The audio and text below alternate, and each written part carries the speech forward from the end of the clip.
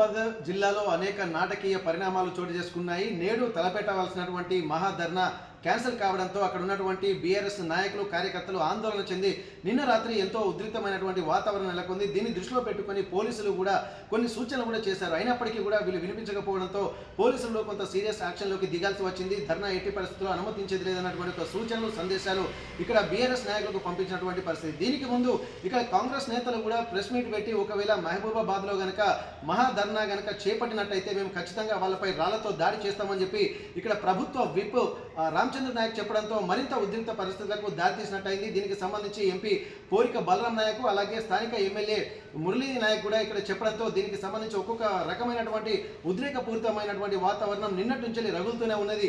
దానికి సంబంధించి పోలీసులు కూడా కొంత ముందు జాగ్రత్త చర్యలు తీసుకుని వీళ్లకు ధర్నాకు సంబంధించి అనుమతి నిరాకరిస్తున్నట్టుగా ప్రకటించడంతో మరింత ఉద్రిక్త వాతావరణానికి తెరదీసినట్టయింది. అయితే ఈ రోజు ఉదయం కూడా పోలీసులు వారికి సూచించినట్టుగానే కొన్ని నచ్చజెప్పేటువంటి ప్రయత్నం చేశారు. పరిస్థితులు ప్రస్తుతానికి అనుకూలంగా లేవు, ఇక్కడ ధర్నా విరమించుకోవాలన్నటువంటి సూచనలు చెప్పడంతో మేము అన్ని ఏర్పాట్లు చేసుకున్నాము, ముందు మీకు అనుమతి తీసుకున్న తర్వాత మళ్ళీ ఎందుకు ఇలాంటి పరిస్థితులకు తెరతీస్తున్నారని చెప్పి అక్కడ ఉన్నటువంటి మహబూబాబాద్లోని మాజీ ఎమ్మెల్యేలు ఎంపీలు అలాగే స్థానిక బీఆర్ఎస్ నాయకులు కూడా చెప్పడంతో కొంత సంయమనం పాటించాల్సిందిగా పోలీసులు కూడా విజ్ఞప్తి చేశారు. దీనికి సంబంధించి కూడా ఈరోజు పోలీసులు ఇక్కడ ఏకంగా వారికి ధర్నాకు అనుమతి ఎట్టి పరిస్థితుల్లో అనుమతించేది లేదని చెప్పి ఖరాఖండిగా చెప్పడంతో మరింత కొంత ఉద్రిక్తమైనటువంటి వాతావరణం అయితే నెలకొంది.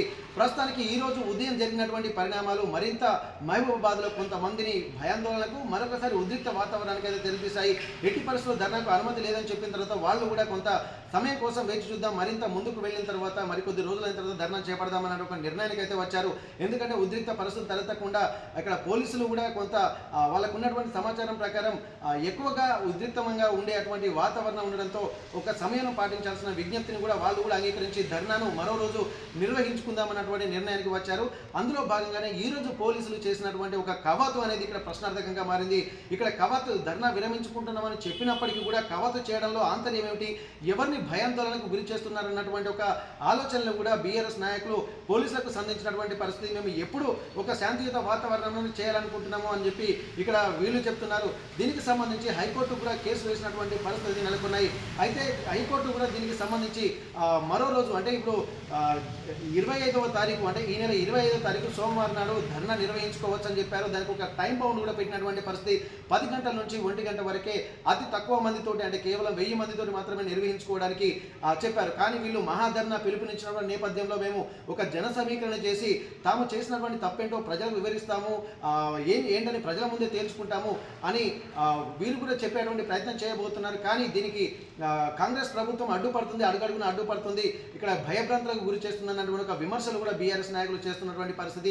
దీన్ని దృష్టిలో పెట్టుకొని ఇక్కడ బీఆర్ఎస్ నాయకులు చేస్తున్నటువంటి వాటికి కూడా కాంగ్రెస్ నాయకులు కూడా కౌంటర్ ఇచ్చారు. గత 10 ఏళ్లలో వీళ్ళు చేసినటువంటి అభివృద్ధి ఏంటి, ఇక్కడ కొన్ని ఇన్స్టిట్యూషన్లు అలాగే కొన్ని కార్యక్రమాలకు మంచి మంచి డెవలప్మెంట్ యాక్టివిటీస్ పేరుతోటి భూములు కబ్జా చేశారు తప్ప ఎక్కడ ఒక డెవలప్మెంట్ యాక్టివిటీస్ చేయలేదు. స్థానిక ఎమ్మెల్యే ఉన్నటువంటి శంకర్ నాయక్ కావచ్చు, అలాగే గతంలో ఉన్నటువంటి ఎంపీగా పనిచేసినటువంటి మాలోక్తు కవిత కానీ ఎట్లాంటి అభివృద్ధి కార్యక్రమాలు చేశారో ప్రజలకు చూపెట్టాలన్నటువంటి ఒక సూచనలు కూడా చేసినటువంటి పరిస్థితి. అయితే దీనికి సంబంధించి మరొక విషయం ఏంటంటే ఎక్కడో మహబూబ్ నగర్లో లగిచర్లలో జరిగినటువంటి సంఘటనకు ఈ మహబూబాబాద్లో ఎందుకు ఇక్కడ వీళ్ళు నిరసన కార్యక్రమాలు ధర్నా కార్యక్రమాలు చేపడుతున్నారని చెప్పి ఇక్కడ వీళ్ళు కూడా కాంగ్రెస్ నాయకులు ప్రశ్నిస్తున్నటువంటి సందర్భం. అయితే ప్రజాస్వామ్య ప్రభుత్వంలో ఎక్కడైనా నిరసన తెలుపుకునేటువంటి ఒక అవకాశం ఉంటుందని చెప్పి వీళ్ళు చెప్తున్నప్పటికీ కూడా పోలీసులు కూడా అదే వాదనను తెర మీద తీసుకొచ్చారు. ఎందుకంటే ప్రశాంతంగా ఉన్నటువంటి మహబూబాబాద్ను ఇక్కడ మళ్ళీ ఒక రణరంగంగా మార్చేటువంటి ప్రయత్నాలు చేయవద్దని చెప్పి బీఆర్ఎస్ నేతలకు అలాగే నాయకులకు కార్యకర్తలకు హితవు పలికినట్టుగా తెలుస్తుంది. దాన్ని దృష్టిలో పెట్టుకొని కూడా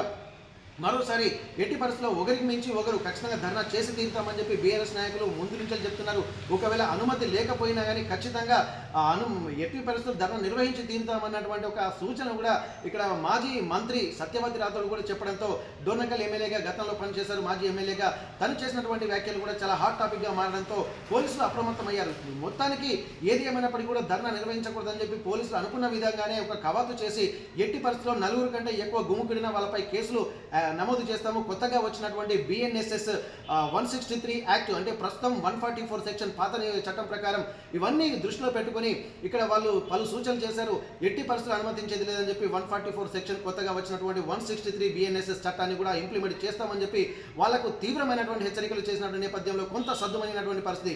అయితే ఇక్కడ పోలీసులు చేసినటువంటి కవాతు మీదనే కొంత దృష్టి సారించింది. భయాందోళనకు గురి చేయడంలో ఆంతర్యం లేదన్నటువంటి ఒక ఆలోచన కూడా వీళ్ళు చేసిన నేపథ్యంలో హైకోర్టుకు వెళ్ళినటువంటి బీఆర్ఎస్ నాయకులకు కొంత ఊరట లభించింది. కేటీఆర్ నిర్వహించబోయే మహబూబాబాద్లో బహిరంగ సభకు వాళ్ళు అనుమతినిస్తూ కొన్ని గంటలు మాత్రమే అంటే 10 గంటల నుండి 1 గంట వరకు మాత్రమే అనుమతిని ఇచ్చారు. ఆ అనుమతిని కూడా దాదాపు కొద్ది మందితో చేసుకోవాలని సూచించడంతో కొంత ఊపిరి పీల్చుకున్నట్టయింది. ఏది ఏమైనా సరే ఈ వచ్చే సోమవారం నాడు ఇక్కడ జరగబోయేటువంటి పరిస్థితులు ఎలా ఉంటాయో అన్నటువంటి ఒక ఆలోచనలు కూడా ఆందోళనకరమైనటువంటి వాతావరణం కూడా కలగబోతుంది. ఒక క్యూరియాసిటీ అనేది మహబూబాబాద్ నగరంతో పాటు తెలంగాణ రాష్ట్ర యావత్ ప్రజల మీద కూడా ఆ క్యూరియాసిటీ ఉంది. ఎట్లా జరుగుతుందో, రేపు ఎటువంటి నాటకీయ పరిణామాలు సాగుతాయో అన్నటువంటి ఒక ఆలోచనలో ఒక ఉత్కంఠకు మాత్రం మళ్ళీ మహబూబాబాద్ వేదిక కానున్నటువంటి పరిస్థితి నెలకొంది. మరిన్ని వీడియోస్ కోసం ఛానల్ ని సబ్స్క్రైబ్ చేయండి. లేటెస్ట్ అప్డేట్స్ కోసం వాట్సాప్ ఛానల్ ని ఫాలో అవ్వండి. ఆ లింక్ డిస్క్రిప్షన్ లో ఉంది.